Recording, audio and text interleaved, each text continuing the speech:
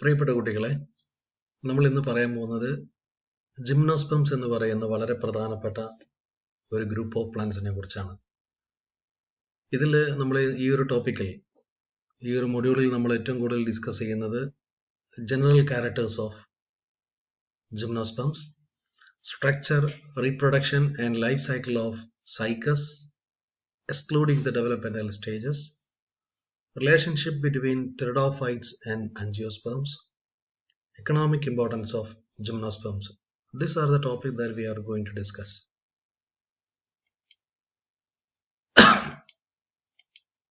See, നമുക്കറിയാം pteridophytes എന്ന് പറയുന്നത് വളരെ പ്രധാനപ്പെട്ട ഒരു ഗ്രൂപ്പാണ്. നമുക്കറിയാം.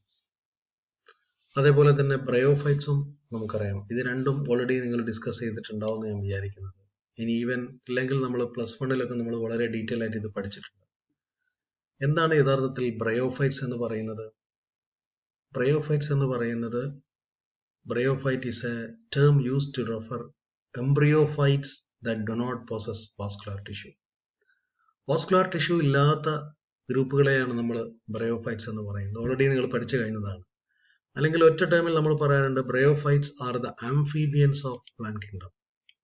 എന്താ ഈ amphibians of the plant kingdom എന്ന് പറയുന്നത്?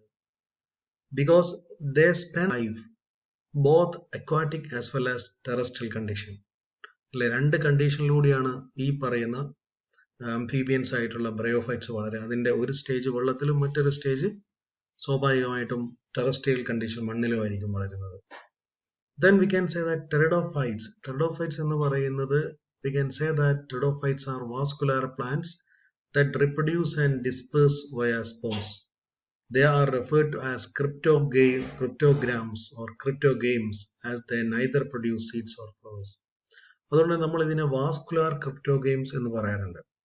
ടെറിഡോഫൈറ്റ്സിനെ നമ്മൾ വളരെ സിമ്പിൾ ആയിട്ട് പറയാറ് they are called vascular cryptogames because they contain both xylem and phloem. So they are popularly called vascular cryptogames, and bryophytes are popularly called, we can say that, amphibians of the plant kingdom. ഇത് വളരെ popular ആയിട്ടുള്ള രണ്ട് ടെർമിനോളജിയാണ്.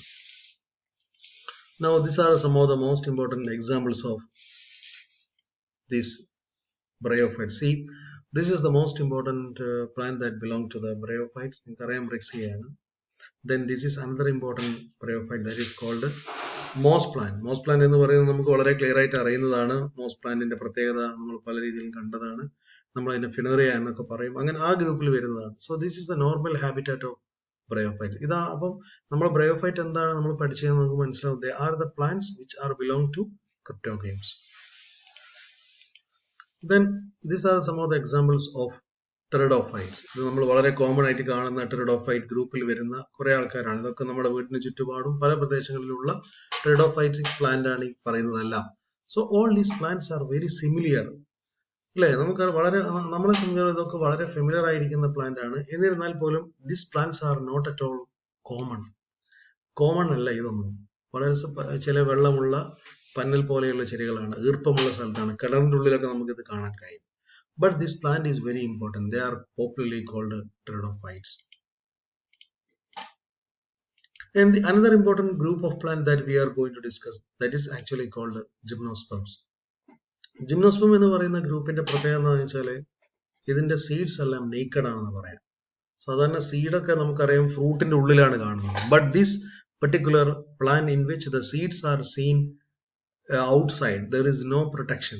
That is what is called, they are called gymno. That means, gymno means, what is actually the gymno means? അതായത് naked എന്നാണ് അതിന്റെ അർത്ഥം. That is the seeds are naked. എല്ലാ സീഡ്സും പുറത്ത് കാണപ്പെടുന്നത് വിതിൻ ദ. അതേസമയം ആൻജിയോ മീൻസ്, ആൻജിയോസ്പെർം മാവിന്റെ ഉള്ളിലാണ് അതിന്റെ സീഡ് കാണുന്നത്, മാവിന്റെ ഉള്ളിലാണ്. They are well protected. But in the case of gymnosperms, the seeds are always exposed. But this plant is very important. വളരെ പ്രധാനപ്പെട്ട ഒരു ഗ്രൂപ്പ് ഓഫ് പ്ലാന്റ്. കാരണം ഇതിൽ നിന്ന് നമുക്ക് കിട്ടുന്ന ഈ പറയുന്ന സീഡ് നമ്മൾ എന്തെന്നാണ് പറയാ മലബാർ ഏരിയയിൽ. ഈ എന്ത് നമ്മൾ എടുത്തിട്ട് അതിന്റെ ഉള്ളിലുള്ള പൊടി പൊടിച്ചിട്ട് കഴിഞ്ഞാൽ ഭയങ്കര റിച്ച് ആണ്. 1 കിലോന് 200 രൂപ വരെ വാല്യൂ ഉള്ള വളരെ പ്രധാനപ്പെട്ട ഒരു പ്രൊഡക്റ്റ് ആയിട്ട് ഇത് മാറിയിട്ടുണ്ട്. So this group is very important as far as there content and rich nutrients R conserved. അപ്പോൾ നമ്മളിപ്പം ബ്രയോഫൈറ്റ് കണ്ടു, then pteridophyte, then gymnosperm. So this group that we are going to discuss, ഈ ഗ്രൂപ്പാണ് നമ്മൾ സിലബസിൽ പറയാൻ പോകുന്നത്. This is the most common gymnosperm.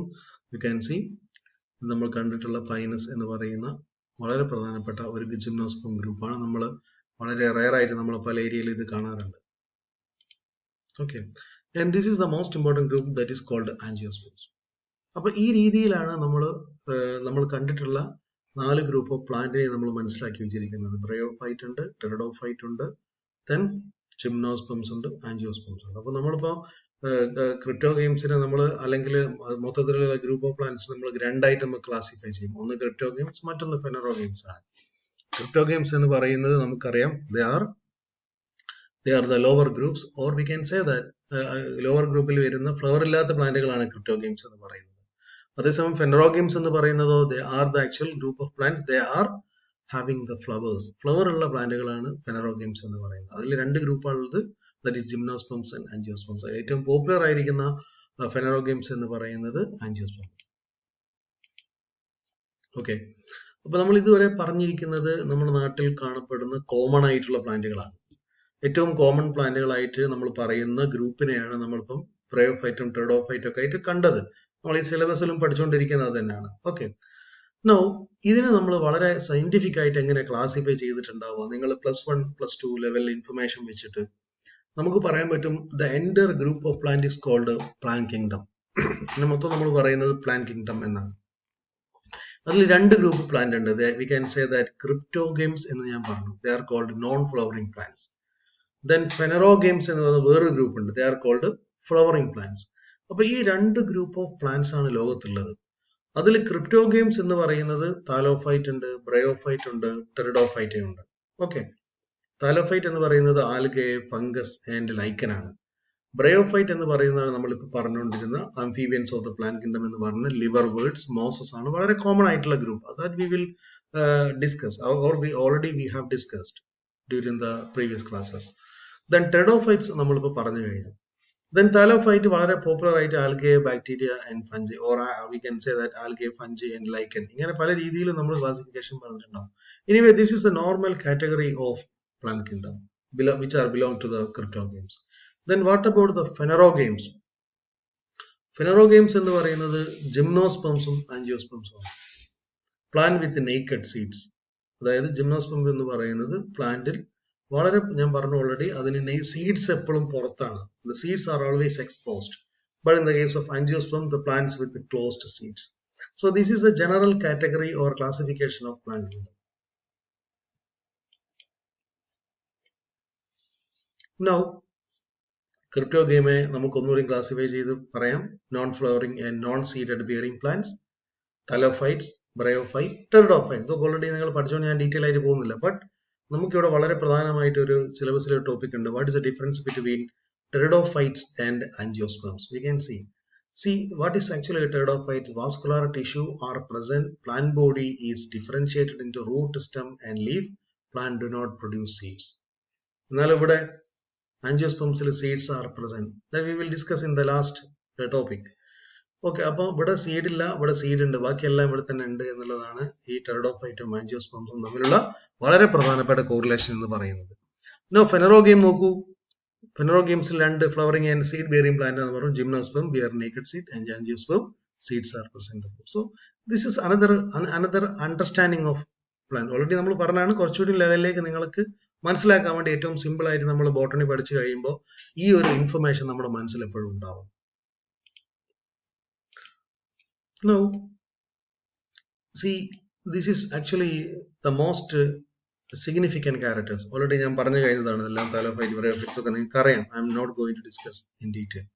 But നമ്മളിന്ന് പറയാൻ പോകുന്ന ജിംനോസ്പെംസിൽ വളരെ പ്രധാനപ്പെട്ട 2 കാറ്റഗറി, ദാറ്റ് ഈസ് ഒന്ന് evergreen and second category is called സൈക്കഡ്.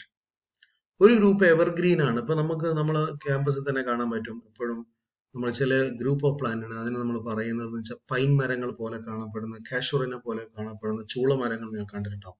They are popularly called evergreen. എല്ലാ സമയവും ഉണ്ടാവും. അതേസമയം ആൻജിയോസ്പെംസിലാണ് നമുക്ക് പറയാൻ പറ്റും they are called monocotyledons and dicotyledons. So these are the 2 important group of plants that we are discussed or that we will discuss during this particular class.